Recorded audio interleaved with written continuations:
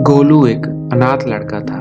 कहने को तो वो राकेश का बेटा था, पर राकेश को वो सालों पहले कचड़े के ढेर के पास मिला था। राकेश एक बड़े स्कूल में सफाई कर्मचारी का काम करता था।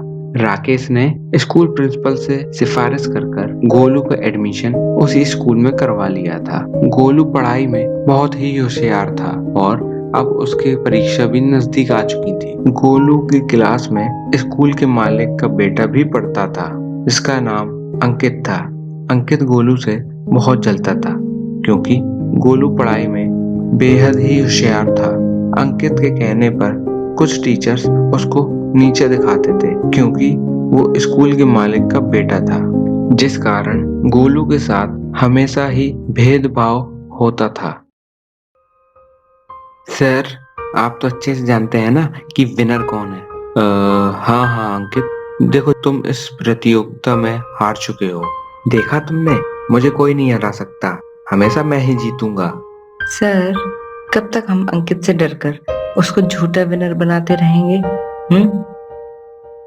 देखिए मैम, आप तो जानते ही है ना कि अंकित प्रिंसिपल का बेटा है, और उन्होंने साफ साफ कहा है कि अंकित से अच्छे से व्यवहार करना और अंकित का ध्यान भी रखना।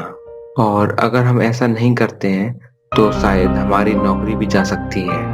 पर ये तो बहुत ही ज्यादा गलत है। बेचारा गोलू तो पहले से ही अनाथ है, और कब तक हम उसके साथ ये अत्याचार करते रहेंगे? और अंकित जैसे बच्चे ही गोलू जैसे बच्चे को कभी पढ़ने ही नहीं देते।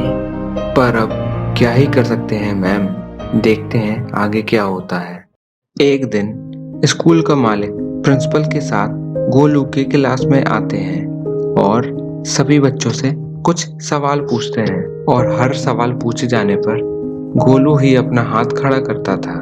पर प्रिंसिपल गोलू को नजरअंदाज करके कहता था कि अंकित, तुम ही इस प्रश्न का उत्तर दो।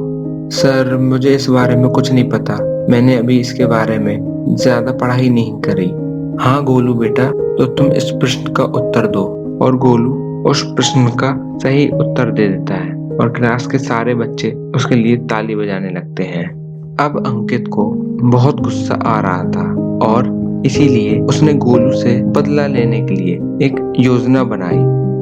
लगता है इस गोलू का कुछ करना ही पड़ेगा। चलो इस बार इसको स्कूल से ही निकलवा देते हैं। मेरे पास एक बहुत ही अच्छा प्लान है।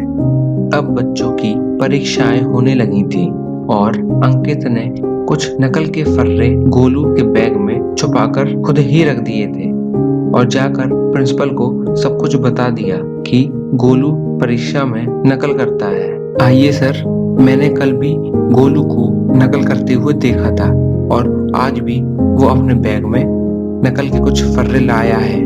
कोई बात नहीं अंकित, हम अभी जाकर गोलू का बैग चेक कर लेंगे। अंकित पहले ही गोलू के बैग में फर्रे रख चुका था। गोलू के बैग की तलाशी लेने के बाद प्रिंसिपल को नकल के फर्रे मिल जाते हैं। सर, मेरा विश्वास करिए, ये फर्रे मेरे नहीं हैं, और मैं इस बारे में कुछ भी नहीं जानता। जाओ जाकर राकेश को बुला के लाओ। अगर ये इस स्कूल में रहा तो हमारे और भी बच्चे नकलबाज बन जाएंगे। सर, मेरा विश्वास करिए, मेरा बेटा ऐसा नहीं है, वो कभी भी नकल नहीं कर सकता। मुझे कुछ भी नहीं सुनना। तुम्हारे कहने पर मैंने गोलू को इस क्लास में एडमिशन दिलवा दिया। मैंने सोचा कि अनाथ बच्चा है, चलो अच्छे से पढ़ लिख जाएगा, लेकिन अब तो मैं तुम्हें इस स्कूल से निकाल ही दूंगा। राकेश, लेकर जाओ इसको अपने घर पर। ये सब देखकर अंकित को बहुत ही खुशी होती है। कुछ समय बाद मैम स्कूल के मालिक के साथ प्रिंसिपल के ऑफिस में आती हैं, यानी अंकित के पिता के साथ प्रिंसिपल के ऑफिस में आती हैं। सर, आपको पता भी है अंकित ने आज क्या किया है? उसने आज गोलू जैसे होनहार बच्चे को नकल करने के मामले में झूठा फंसवा दिया है। मैं क्षमा मांगता हूँ मैम, मुझे बिल्कुल नहीं पता था कि मेरे पीठ पीछे मेरा बेटा मेरे नाम का गलत इस्तेमाल करेगा। अगर मैं चाहती तो अंकित को ये सब करते हुए ही पकड़ लेती, पर मैंने उस वक्त उसका वीडियो बनाना सही समझा, और ये देखिए वीडियो। मुझे लगता है कि अंकित को इस बात का कुछ ज्यादा ही घमंड है कि वो इस स्कूल के मालिक का बेटा है। मैं चाहती तो इस वीडियो को हर जगह फैला सकती थी, पर इससे आपके और आपके बेटे की बहुत ही बदनामी होती। कृपया आप इस वीडियो को किसी को मत दिखाएं, वरना मेरा और मेरे बेटे का दोनों का ही भविष्य खराब हो जाएगा। अब अंकित को प्रिंसिपल के ऑफिस में बुलाया जाता है और वो अपना वीडियो देखकर बहुत ही घबरा जाता है। मुझे माफ कर दीजिए पापा, मैं तो बस गोलू से बदला लेना चाहता था। गोलू जैसे अच्छे बच्चे के साथ तुमको ऐसा करते हुए शर्म नहीं आई? अब हम सब तुमसे कभी बात नहीं करेंगे। सॉरी पापा, आपसे मैं ऐसा कभी नहीं करूंगा, प्लीज मुझे माफ कर दीजिए। अब अंकित गोलू के घर जाकर उससे माफी मांगता है। प्लीज मेरे दोस्त, मुझे माफ कर दो, अब से मैं तुम्हारे साथ ऐसा कभी नहीं करूंगा। अरे अंकित, मैंने तो तुम्हें कब का माफ कर दिया। अब उन दोनों के बीच में सब कुछ अच्छा हो जाता है।